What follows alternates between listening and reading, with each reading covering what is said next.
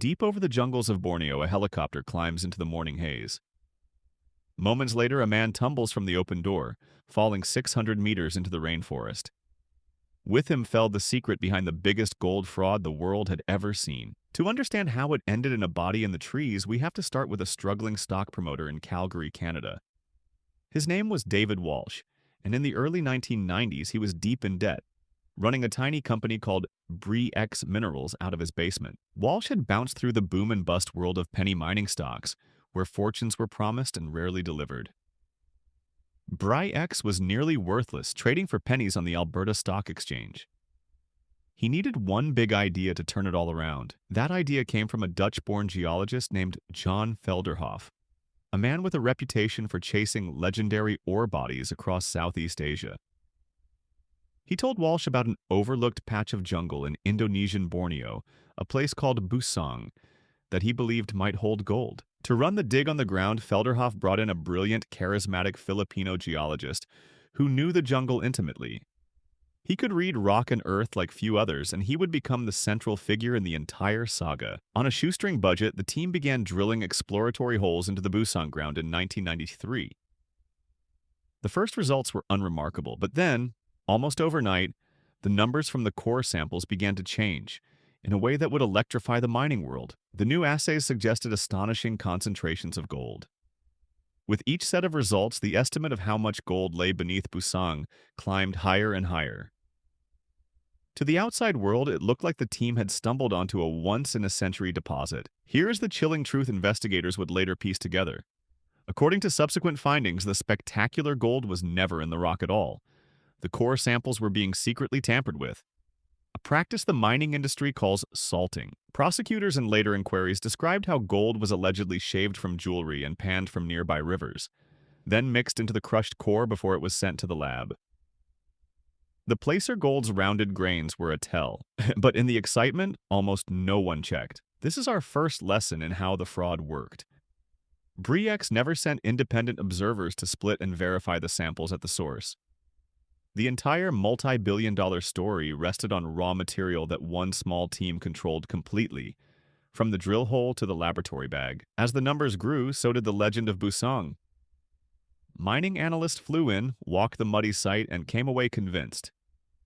The reported grades were so consistent and so rich that doubting them felt like doubting the impossible luck of a lifetime. Back in Canada, Bre-X stock began to move. The penny share crept up to $1, then several dollars, then dozens. Word spread through brokerage offices that a basement company had found the mother lode in the jungle. For David Walsh, the man who had been drowning in debt, it was a staggering reversal. On paper, he and his family were becoming enormously wealthy. The dream he had chased through years of failure finally seemed real. The estimates kept ballooning. First, it was 2 million ounces of gold, then 10, then 30. Eventually, the company would claim that Busang might hold 70 million ounces, potentially the largest gold deposit ever discovered. Bre-X graduated from the Alberta Exchange to the Toronto Stock Exchange and onto the NASDAQ. At its peak, the company was valued at more than $6 billion. Pension funds, mutual funds, and ordinary savers all wanted a piece of the miracle. Quebec's giant public pension fund invested. Ontario's teachers put in tens of millions. The story had moved far beyond risk-hungry speculators and into the savings of teachers, retirees, and families who trusted that the experts had checked. And here's the deeper psychology that made it possible. When a stock only goes up, skepticism feels like stupidity. Every analyst who questioned Busang watched the share price rise and quietly wondered if they were the fool for doubting it. The geologist at the heart of it all became something of a star. He spoke confidently of the deposit scale, sketched glowing geological models, and reassured every visitor. His expertise was the human anchor that made the impossible numbers feel trustworthy. But a gold deposit that size meant power, and power in 1990s Indonesia ran through the ruling family of President Suharto. Suddenly, control of Busang was no longer just a corporate question.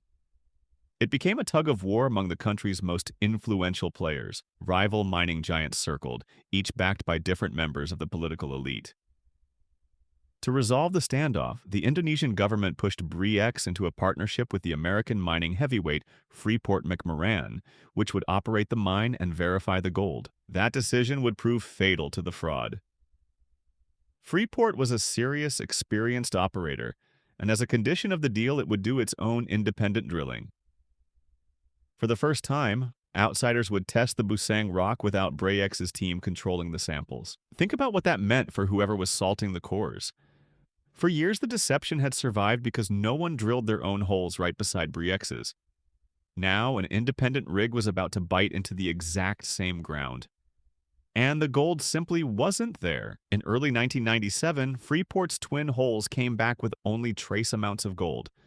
Essentially nothing. Quietly, alarm bells began to ring. Bre-X's own people knew that an independent verification was now underway, and that it could destroy everything. Amid the mounting pressure, the lead geologist was summoned to a meeting at the site to face questions from the partners.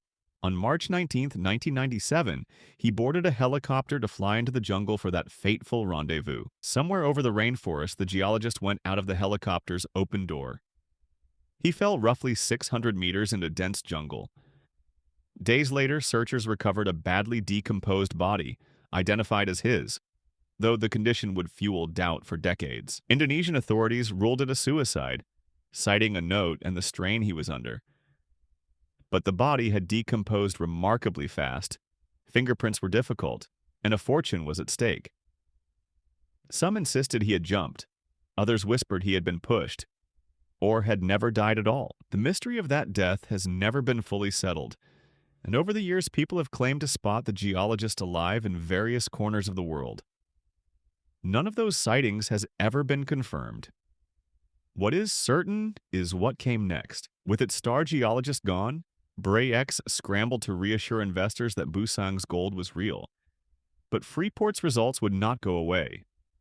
The partners ordered a full independent review of the entire site, with samples taken under strict, controlled conditions. In May 1997, the independent consultants delivered their verdict in cold, devastating language. They concluded that the Busang gold resource had been overstated due to tampering, and that there was, in their words, virtually no economic gold at the site. The investigators found the smoking gun in the samples themselves.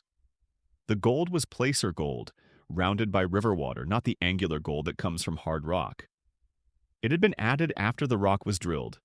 The richest gold mine on Earth was a fabrication. When the news hit the markets, the collapse was instantaneous and brutal. Bre-X shares went into freefall, wiping out billions in value in a matter of days. Trading was halted as panicked investors realized their gold had never existed. The Quebec pension fund alone lost around $70 million. Ontario's teachers lost tens of millions more. Mutual funds that had told ordinary clients Bre-X was a sound bet now had to explain how the experts had been fooled. This is the cruelest pattern in financial fraud. By the time the deception unravels, the money has already been spread to those who could least afford to lose it. Through funds, pensions, and retirement accounts marketed as safe and sensible, attention turned to who knew what. David Walsh insisted he had been deceived along with everyone else, a promoter who believed his own miracle. He fled the scrutiny, eventually settling in the Bahamas, his fortune and reputation in ruins. In 1998, just over a year after the collapse, David Walsh died of a brain aneurysm at the age of 52. He was never convicted of any crime, and to the end he maintained he was a victim of the fraud rather than its architect. That left the chief geologist John Felderhoff, the man who had championed Busang to the world. Canadian regulators charged him with insider trading, alleging he had sold roughly $84 million in Bre-X shares while promoting the deposit. The trial dragged on for years and became one of the longest and most expensive in Ontario's history. In 2007, the court acquitted Felderhoff on all charges, finding the evidence did not prove he knew the samples had been salted. And so, the Bre-X story ended with one of the most staggering twists in financial history. The largest mining fraud ever uncovered produced no convictions for the fraud itself. Roughly $6 billion evaporated, yet legally, no one was held to account. How did so many smart people miss it?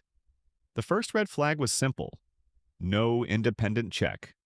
For years, only Bre-X's own team handled the samples from drill to lab, a basic violation of the verification any serious investor should demand. The second red flag was the impossible consistency. Real ore bodies are messy, patchy, unpredictable. Busong's results were almost uniformly spectacular, hole after hole, a smoothness that should have invited suspicion rather than celebration. The third was the soaring stock itself. The rising price became its own evidence, silencing doubters and rewarding believers. Bre-X teaches that a market consensus is not the same as a verified fact, and that euphoria is where due diligence goes to die. The fourth red flag was the destruction of evidence. A fire had conveniently consumed many of the original core samples earlier in the project, leaving little to retest. Missing records and burned originals should always make an investor pause. The scandal forced a reckoning across the mining world. Canadian regulators introduced tough new rules known as National Instrument 43-101, requiring independent qualified experts to sign off on any public claim about a mineral deposit. Those reforms reshaped how mining companies report to investors worldwide. The lesson was painfully clear. Extraordinary claims require independent, verifiable proof, not the word of the very people who profit from the story being true. Back in the jungle, Busong was quietly abandoned. The drilling rigs were dismantled, the access roads swallowed by rainforest. The site of the world's greatest gold deposit returned to silence, holding little more than ordinary rock, and the central question still lingers over the whole affair. The man who allegedly salted the samples fell from that helicopter before he could ever be questioned. With him went the clearest answers about who knew, who planned it, and where any real money went. Some researchers argue the truth died with him in that fall. Others believe pieces of the scheme reached further than any court ever proved. Decades on, the recovered remains and the circumstances of his death remain a subject of genuine dispute. What is beyond dispute is the human cost. Pension savers, teachers, and small investors who believed they had bought into the future paid for a fortune that was never in the ground. Their losses were the only thing about Busong that was completely real. The Bre-X story endures because it reveals something uncomfortable about all of us. We don't fall for frauds because they're clever. We fall because they promise exactly what we already want to believe. And a glittering vial of gold dust was all it took. From a Calgary basement to the jungles of Borneo, Bre-X remains the gold standard of greed and gullibility. If this story gripped you, subscribe for more financial crime documentaries. The schemes, the collapses, and the hard lessons they leave behind.